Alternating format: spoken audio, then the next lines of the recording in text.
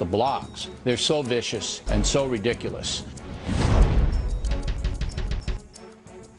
Conservatives like to talk and liberals like to type. Hillary Clinton, why'd she go to firedoglink.com? She could have chosen a less controversial site.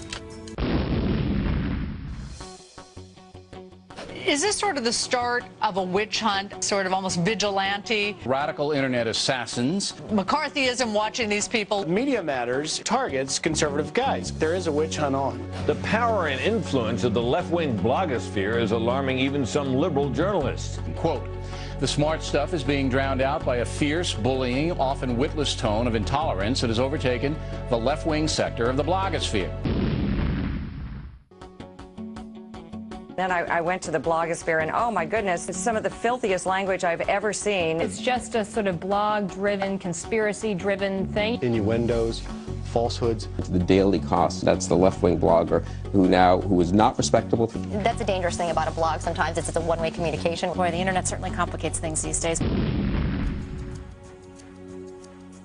Extremists like Move On are actually blackmailing the Democratic presidential candidates. You know, Obama did not want to cut off funding for the troops. He got savaged by the left-wing bloggers. It just seems that the left are never held accountable. One of the worst examples of hatred America has to offer. Featuring the worst kind of hate rhetoric. A vicious far-left website called the Daily Kos. This is hate of the worst order. It's like the Ku Klux Klan. It's like the Nazi Party. One major corporation has stepped up as a sponsor.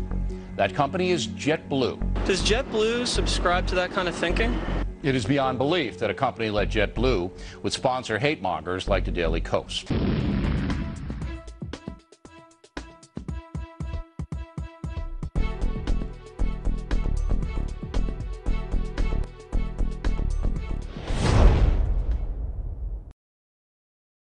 By the way, the latest from the Kos website has a posting calling for the violent overthrow of the government.